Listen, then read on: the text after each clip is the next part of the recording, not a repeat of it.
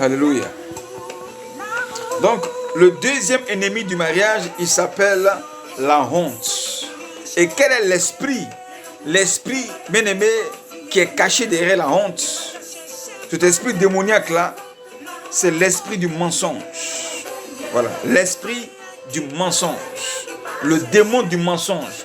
C'est lui qui est caché derrière la honte. Donc la honte ne vient pas de Dieu. Alors, quel est le caractère, le comportement d'une personne qui a honte dans le mariage, dans l'amour, et qui est animée par l'esprit du serpent, hein? L'esprit du mensonge. Voilà, l'esprit du mensonge. La personne devient quoi? La personne est fermée. Elle est fermée sur elle-même. Elle ne s'ouvre pas. Alors que l'amour, c'est la vérité. L'amour s'ouvre. L'amour s'exprime. L'amour parle. L'amour vit. L'amour dit quelque chose. L'amour réagit. Mais quand une personne a honte, elle est fermée sur elle-même. Elle est renfermée et fermée. Son cœur est fermé. Sa bouche est fermée. Hein? Même son visage est fermé. Ce n'est pas un visage souriant. Un visage froissé. Comme si on t'avait annoncé un deuil. La personne n'est jamais dans la joie. Alors que l'amour, c'est la joie. La personne est bizarre. Sa joie est à peine, elle sourit à peine. Tout est caché, tout est fermé. La personne est assise sur des secrets, des cacas de secrets. Moi, j'appelle ça des cacas de secrets. Parce que les cacas, ce sont des déchets. C'est tout ce qui n'est pas bon là. Quand tu es renfermé, ça reste en toi. Et tu n'as pas la joie. La honte là, t'arrange pas. On ne se marie pas à la honte. On ne vit pas l'amour avec la honte. On ne se marie pas avec la honte. La honte ne vient pas de Dieu. Quand tu as honte, c'est comme si tu étais désagréable. C'est une personne qui est désagréable qui a honte. Mais tu t'es marié, ce jour tu étais beau et belle. Et puis tu as honte. Pourquoi? Le mariage, c'est un honneur. C'est une célébrité de ta personne. Comment tu peux avoir honte de ce qui est beau? Tout ce qui est beau n'est pas honteux. C'est ce qui n'est pas beau qui est honteux. Amen. Si tu étais vilaine, on n'allait pas t'épouser. Si tu n'étais pas beau, on n'allait pas t'épouser. Mais tu es belle, tu es beau. On t'a épousé, tu es dans le foyer, tu es bien et tu as honte. De quoi? Tu as honte. C'est comme si le mariage que tu as fait là, tu n'as pas aimé ça. Le mariage est une mauvaise chose, donc tu as honte. Tu as honte de ton corps. Tu as honte de ton conjoint. La honte va finir par te chasser du mariage. Parce que la honte n'a pas sa place dans le mariage. Quand une chose n'a pas sa place dans un lieu, la chose là, on l'enlève. Amen. Alors, la personne, après s'être fermée sur elle-même, la personne devient silencieuse. Elle est silencieuse comme un serpent, silencieuse comme la mort, silencieuse comme la nuit dangereuse, silencieuse comme une eau dangereuse. La personne est silencieuse. Pas de bruit comme s'il n'y a personne dans la maison. Non, l'amour c'est la vie. L'amour c'est la joie. Tu peux être silencieuse, mais silencieux, tu t'es marié. Le silence n'a pas sa place là. Il faut que tu arrêtes ça. Tu es silencieux, tu es silencieux. Après ton mariage là, il faut que tu sois délivré. Ça ne vient pas de Dieu. C'est pas sur tout on doit être silencieux. Il y a des moments dans la vie on doit être silencieux. De méditer. Quand tu es en prière. Quand l'autre est en train de parler, que tu l'écoutes, tu es silencieux. Mais quand il s'agit d'être dans la joie, dans le mariage, là, sois dans la joie. Mais quand tu es silencieux, tu es douteux. Tu es douteux et tu fais peur. Le silence qui n'a pas sa place devient l'ennemi qui s'est introduit. Parce que le silence même fait peur.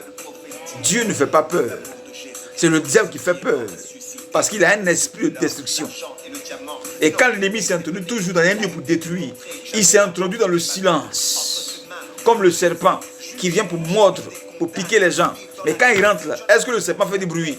Le serpent vient de façon silencieuse. Mais quand il vient, c'est pour détruire. Donc le silence n'est pas une bonne chose. Le silence, bien aimé, est une destruction. Continuons. Une personne ne mariée dans l'amour qui est possédée par la honte, animée par l'esprit du mensonge, la personne devient quoi? Non confessionnelle. non confessionnelle. Ça veut dire quoi? C'est une personne qui ne peut pas se confesser. Donc il y a des cacas de péché, du péché en elle, des choses cachées qu'elle n'ose pas dire. Et surtout les femmes qui ont connu un passé vraiment compliqué, un passé vraiment avec beaucoup de tâches, beaucoup de comment on peut appeler ça? Beaucoup d'escaliers. Amen. Beaucoup d'escaliers, un passé très compliqué, un passé vraiment très tortueux. Et quand elle rencontre l'homme de sa vie, que Dieu a envoyé pour l'honorer, pour repositionner sa vie sur le plan marital, il y a certaines choses, elle cache. Elle cache. Elle cache que ceci m'est arrivé. J'ai avorté telle fois. Juste stérile, elle ne peut pas dire. J'ai telle maladie, elle ne peut pas dire. Il y en a même qui ont fait des enfants. Elle cache. Elle ne dit pas qu'elle a des enfants. Il y a des hommes aussi qui cachent. Il y a un homme que j'ai regardé sur une émission, l'émission Point d'accord. Cet homme-là, il était stérile. Il était stérile, mais il était bien en forme comme ça. Quand tu le vois, il avait l'argent. Et il a vu la soeur, parce que comme lui-même connaissait sa situation, qu'il était stérile, il ne voulait pas se marier, il était là comme ça, jusqu'à ce que dans l'église, on lui fasse la pression, ses parents lui fassent la pression, qu'il se marie, qu'il se marie, qu'il se marie. Donc, pour enlever la honte sur lui, par la pression de ses parents, il a trouvé une soeur dans l'église qui avait parlé de mariage. La soeur aussi, elle a vu le frère, vraiment qui est bien beau, bien en forme. Bon, il est un peu responsable financièrement. Elle a accepté. Juste après le mariage, ils arrivent à l'hôtel. Arrivé à l'hôtel, ce sont les rapports, les premiers rapports sexuels qui commencent dans la chambre d'hôtel. Le frère dit qu'il est fatigué. Alors, ils n'ont rien fait. Il n'a pas touché sa femme. Ok, sa femme, elle a pris son mal en patience. Pour dire vraiment, mon mari est fatigué, on va se reposer. Donc, premier jour, à l'hôtel, rien. Après ça, ils sont arrivés à la maison. Un mois est passé, rien. Elle demande à son mari, il dit non, qu'il est vraiment fatigué. Ok, 2 mois, 3 mois, jusqu'à ce soit arrivé dans près de 6 mois et quelques. Il n'a pas encore touché sa femme après le mariage. À la fin, la vérité sort sur l'émission Point d'accord. Le frère était stérile. Voilà. Il était stérile. Donc la honte de la stérilité, de l'impuissance qui était en lui là. Voilà où ça a poussé. Jusqu'à ce que sa femme, puisque son mari ne la touchait pas, elle avait envie. Et quand le monsieur va en mission, il envoie son ami à la maison pour un peu surveiller sa femme, prendre soin de sa femme pour voir comment elle va. Alors la femme, ayant des besoins sexuels, elle a fini par séduire l'ami de son mari et elle a eu des rapports avec lui et elle est tombée enceinte de l'ami de son mari. Et maintenant, ils arrivent sur le plateau de Point d'accord, tout sort maintenant. De son impuissance qui sort et la femme aussi qui dit que ouais, elle est enceinte de l'ami de son mari. Voilà ce que la honte a créé. Donc elle dit qu'elle ne veut plus se marier avec son mari, mais elle veut maintenant épouser l'ami de son mari qui l'a enceinté. Voilà ce que la honte a créé. La honte de l'impuissance là. Voilà ce que ça a créé. Après il dit la honte n'a pas sa place dans le mariage. Et le démon qui est caché derrière la honte là, il s'appelle l'esprit du mensonge. Donc le frère là, il a menti à la sœur. Il n'a pas dit à sa femme là que lui il était impuissant. Il n'a pas dit à son pasteur et à l'église qu'il était impuissant. Il n'a pas dit à ses parents qu'il était impuissant. Il a menti à tout le monde. Donc arrêtez la honte que vous manifestez dans le mariage. Arrêtez ça. Voilà. Alors,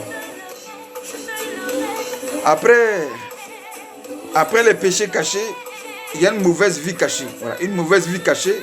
Après la mauvaise vie cachée, la personne devient sournoise. Quand le mensonge, on introduit le mensonge dans le mariage, dans l'amour, avec derrière l'esprit du mensonge, la honte et l'esprit du mensonge, la personne devient sournoise. Elle n'est pas vraie. Elle dit ça aujourd'hui. Demain, elle dit une autre chose. Ou bien la personne, tu vois son oui, son non, on ne sait pas si elle dit oui, on ne sait pas si elle dit non. Et la personne est bizarre. C'est pas clair. Mais c'est ça la honte. Et que tu sais ce que tu vis. Tu sais sur quoi tu es, mais tu ne peux pas parler. Et tu es sournois.